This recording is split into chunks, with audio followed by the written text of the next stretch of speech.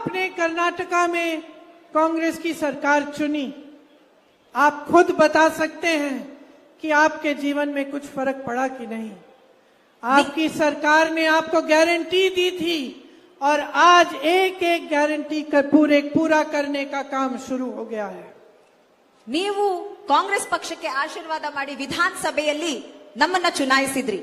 ನಂತರ ಈ ಒಂದು ವರ್ಷದಲ್ಲಿ ನಿಮ್ ಜೀವನ ಬದಲಾಗಿಲ್ವಾ? ಆ 5 ಗ್ಯಾರಂಟಿಗಳು ಕರ್ನಾಟಕದ ಪ್ರತಿ ಒಬ್ಬರ ಜೀವನದಲ್ಲೂ ಒಂದು ದೊಡ್ಡ ಬದಲಾವಣೆಯನ್ನ ತಂದಿದೆ.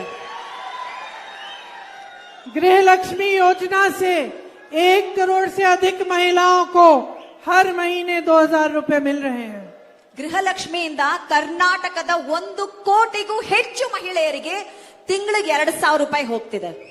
गृह ज्योति योजना की गारंटी थी, आज आपकी बिलों से, बिजली की बिलों से 200 यूनिट हर महीने कट रहे हैं। ಗೃಹ ಜ್ಯೋತಿ ಯೋಜನೆಯಿಂದ ನಿಮ್ಗೆಲ್ಲರಿಗೂ ಗೊತ್ತಿರೋ ಹಾಗೆ ಕರೆಂಟು 200 ಯೂನಿಟ್ ವರೆಗೂ ಪ್ರತಿಯೊಂದು ಮನೆಗೂ ಫ್ರೀ ಆಗಿ ಹೋಗ್ತಿದೆ. अन्न भाग्य से 4 करोड़ से अधिक लोगों को राशन मिल रहा है। ಅನ್ನಭಾಗ್ಯ ಯೋಜನೆಯಿಂದ 4 ಕೋಟಿಗೂ ಹೆಚ್ಚು ಜನ ಇವತ್ತು ರೇಷನ್ ತಗೋತಾ ಇದ್ದಾರೆ. मेरी बहनें मुफ्त में बस यात्रा कर रही हो कि नहीं कर रही हो? अच्छा लग रहा है, सुविधा हो रही है, क्योंकि आपने सही सरकार चुनी। युवा निधि में 1.5 लाख युवाओं को वजीफा और 10 लाख और जल्द ही 10 लाख को भी वजीफा मिलेगा और ये केवल शुरुआत है। कांग्रेस पार्टी ने पूरे देश भर के लिए एक न्याय पत्र बनाया है। ನನ್ನೆಲ್ಲ ಅಕ್ಕ ತಂಗಿಯರು ಖುಷಿಯಾಗಿದ್ದೀರಾ ಇಲ್ವಾ? ಶಕ್ತಿ ಯೋಜನೆಯಲ್ಲಿ ಬಸ್ಗಳಲ್ಲಿ ಫ್ರೀ ಆಗಿ ಓಡಾಡ್ತಿದ್ದೀರಾ ಇಲ್ವಾ? ಯುವ ನಿಧಿಯಲ್ಲಿ 10 ಲಕ್ಷಕ್ಕೂ ಹೆಚ್ಚು ಯುವ ಜನತೆಗೆ ಇವತ್ತು ಭರ್ತಿ ಸಿಗ್ತಾ ಇದೆ. 3000 ರೂಪಾಯಿ ಏನು ಗ್ರಾಜುಯೇಟ್ಸ್ ಗೆ ಕೊಡ್ತಾ ಇದೀವಿ, 1500 ರೂಪಾಯಿ ಡಿಪ್ಲೊಮಾದವ್ರಿಗೆ ಕೊಡ್ತಾ ಇದೀವಿ. ಪ್ರತಿ ಆ ಒಂದು ಫಲಾನುಭವಿಗಳಿಗೆ ಸಿಗ್ತಾ ಇದೆ. इस देश के हर गरीब परिवार में जो सबसे ज्यादा उम्र की महिला है उसे 1 लाख रुपए सालाना हमारी सरकार देगी। ಇವತ್ತು ಕೇಂದ್ರ ಸರ್ಕಾರದಲ್ಲಿ ನಮ್ಮ ಒಂದು ಪಕ್ಷ ಆಡಳಿತಕ್ಕೆ ಬಂದ್ರೆ ಬಿಪಿಎಲ್ ಕಾರ್ಡ್ ಇಡುವಂತಹ ಬಡತನ ರೇಖೆಗಿಂತ ಕೆಳಗಿರುವಂತಹ ಕುಟುಂಬಗಳಲ್ಲಿ ಮಹಿಳೆಯರಿಗೆ ಅಂದ್ರೆ ಯಜಮಾನಿಯರಿಗೆ ವರ್ಷಕ್ಕೆ 1 ಲಕ್ಷ ರೂಪಾಯಿಯನ್ನ ಕೊಡಬೇಕು ಅನ್ಕೊಂಡಿದ್ದೀವಿ. केंद्र की नई भर्तियों में आधे पद महिलाओं के लिए आरक्षित होंगे। ಕೇಂದ್ರ ಸರ್ಕಾರದ ಸರ್ಕಾರಿ ಉದ್ಯೋಗಗಳಿದೆಯಲ್ಲ ಅದರಲ್ಲಿ 50% ಅಷ್ಟು ರಿಸರ್ವೇಶನ್ ಹೆಣ್ಮಕ್ಳಿಗೆ ಅಂತ ಇಟ್ಟಿರ್ತೀವಿ. आशा, आंगनवाड़ी और रसोईया महिलाओं के लिए मानदेय में केंद्र का योगदान 2 गुना होगा। ಆಶಾ ಕಾರ್ಯಕರ್ತೆಯರು, ಅಂಗನವಾಡಿ ಟೀಚರ್ಗಳು, ಕಾರ್ಯಕರ್ತೆಯರು ಮತ್ತೆ ಬಿಸಿ ಊಟದ ಕಾರ್ಯಕರ್ತೆಯರು ಎಲ್ಲರಿಗೂ ಅವರ ಒಂದು ವೇತನ ದುಪ್ಪಟ್ಟಾಗತ್ತೆ. 25 लाख तक स्वास्थ्य की सारी सुविधाएं आपके लिए मुफ्त होंगी। ಪ್ರತಿ ಕುಟುಂಬಕ್ಕೂ 25 ಲಕ್ಷದಷ್ಟು ಹೆಲ್ತ್ ಇನ್ಶೂರೆನ್ಸ್ ಅಂದ್ರೆ ಆರೋಗ್ಯ ವಿಮೆ ಸಿಗುತ್ತೆ. 30 लाख सरकारी पद आज खाली हैं। मोदी जी के राज में ये 10 सालों से इतने पद खाली हैं, लेकिन किसी ने भरने का काम नहीं किया। कांग्रेस ये गारंटी दे रही है कि इन पदों को भरा जाएगा, इनमें भर्ती की जाएगी। 10 ವರ್ಷದಿಂದ ನರೇಂದ್ರ ಮೋದಿ ಅವರ ಸರ್ಕಾರದಲ್ಲಿ 30 ಲಕ್ಷ ಸರ್ಕಾರಿ ಹುದ್ದೆಗಳು ಖಾಲಿ ಬಿದ್ದಿವೆ. ನಮ್ಮ ಕಾಂಗ್ರೆಸ್ ಪಕ್ಷದ ಗ್ಯಾರಂಟಿ ಏನಂದ್ರೆ ನಮ್ಮ ಸರ್ಕಾರ ಆಡಳಿತಕ್ಕೆ ಬಂದಾಗ ಈ ಅಷ್ಟು ಉದ್ಯೋಗಗಳನ್ನ ಭರ್ತಿ ಮಾಡ್ತೀವಿ. शिक्षा के लोन माफ किए जाएंगे और स्नातक पास बच्चों के लिए अप्रेंटिसशिप का प्रोग्राम होगा, जिससे वो 1 लाख रुपए सालाना कमा पाएंगे। ಎಲ್ಲಾ ಶಿಕ್ಷಣದ ಮೇಲಿರುವಂತಹ ಸಾಲವನ್ನ ಮನ್ನಾ ಮಾಡ್ತೀವಿ. ಜೊತೆಗೆ ಸ್ನಾತಕೋತ್ತರ ಪದವೀಧರರೇನಿದ್ದಾರೆ ಅವರಿಗೆ 1 ವರ್ಷಕ್ಕೆ 1 ಲಕ್ಷ ರೂಪಾಯಿಯಷ್ಟು ಏನು ವೃತ್ತಿ ಧನದ ಒಂದು ಕೆಲಸವನ್ನ ಗ್ಯಾರಂಟಿ ಆಗಿ ಕೊಡ್ತೀವಿ. 5,000 करोड़ का एक स्टार्टअप फंड बनेगा, जिससे जब कोई युवा अपना छोटा कारोबार शुरू करना चाहेगा उसको सुविधा मिलेगी।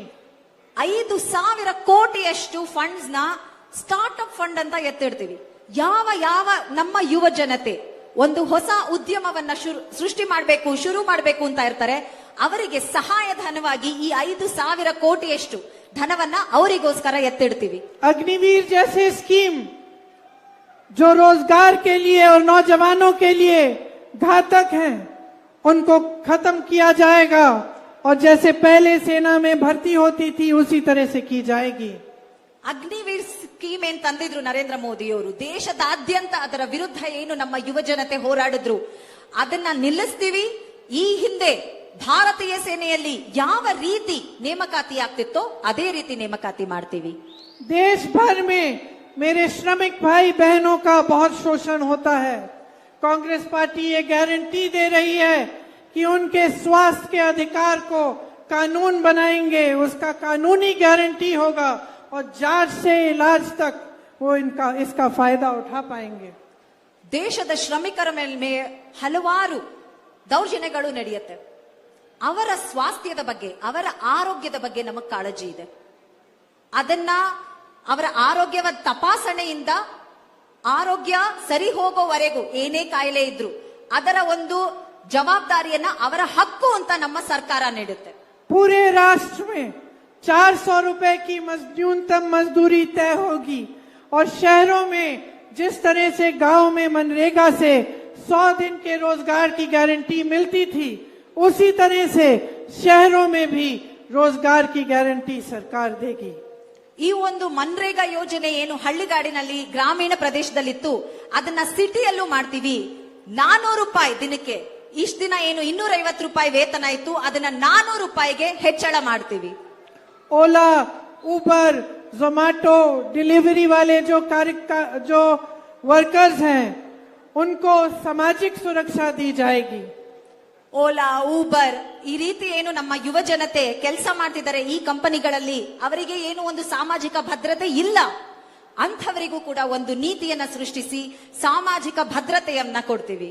SC, ST और OBC के लिए जैसे मेरे भाई हर जगह कहते हैं, पूरी गिनती की जाएगी पूरे देश में कि कौन किस जाति की कितनी कितनी आबादी है, सिर्फ आपकी नहीं लेकिन सबकी, और कौन कितना कमा रहा है, और उसके तहत फिर नई नीतियां बनाई जाएंगी.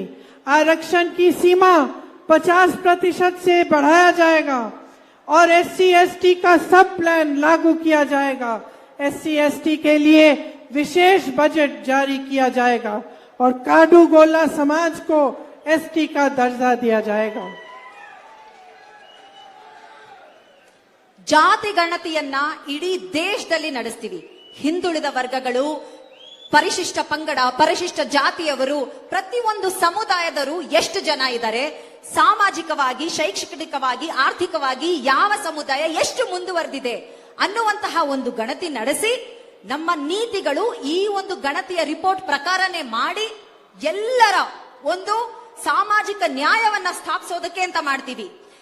SC, ST ಸಬ್ ಪ್ಲಾನ್, SC, ST ಅವ್ರಿಗೋಸ್ಕರನೇ ಒಂದು ಸೆಪರೇಟ್ ಬಜೆಟ್ ಮಾಡ್ತೀವಿ. ಎಲ್ಲದಕ್ಕಿಂತ ಮುಖ್ಯವಾಗಿ ಒಂದು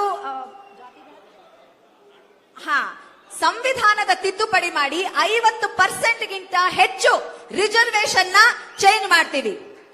मेरे किसान भाई बहनों के लिए MSP का कानून बनेगा और खेती के सारे सामान GST से मुक्त होंगे. ನಮ್ಮ ರೈತರಿಗೋಸ್ಕರ ಕನಿಷ್ಠ ಬೆಂಬಲ ದರವನ್ನ ಪ್ರತಿಯೊಂದು ಬೆಳೆಗೂ ನಾವು ಅವರ ಹಕ್ಕು ಅಂತ ಕೊಡ್ತೀವಿ. ಎಲ್ಲದಕ್ಕಿಂತ ಮುಖ್ಯವಾಗಿ ಕೃಷಿಯನ್ನ GST ಇಲ್ಲದಿರೋ ಹಾಗೆ, ಕೃಷಿ ಕ್ಷೇತ್ರದಲ್ಲಿ GST ಇಲ್ಲದಿರೋ ಹಾಗೆ ಮಾಡ್ತೀವಿ. खेती के लिए नई आयात निर्यात नीति बनेगी. भूमिहीनों को जमीन दी जाएगी.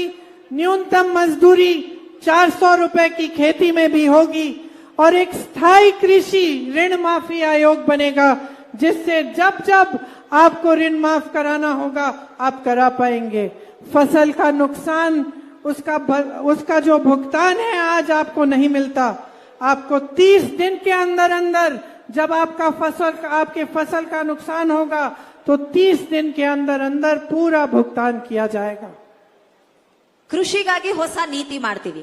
ಇದರಲ್ಲಿ ಭೂಮಿ ಇಲ್ದಿರೋರಿಗೆ ಭೂಮಿ ಹಂಚಿಕೆ ಆಗ್ಬೋದು, ಸಾಲ ಮನ್ನಾ ಮಾಡೋದಕ್ಕೆ ಅಂತ ಒಂದು ಸಮಿತಿಯನ್ನ ರಚನೆ ಮಾಡೋದಾಗ್ಬೋದು. ಎಲ್ಲದಕ್ಕಿಂತ ಮುಖ್ಯವಾಗಿ ಕೃಷಿ ನಮ್ಮ ಬೆಳೆಯ ಹಾನಿ ಆದಾಗ ಅದಕ್ಕೆ ಸಿಗಬೇಕಾಗಿರುವಂತಹ ವಿಮೆಯನ್ನ 30 ದಿವಸದ ಒಳಗೆ ರೈತರ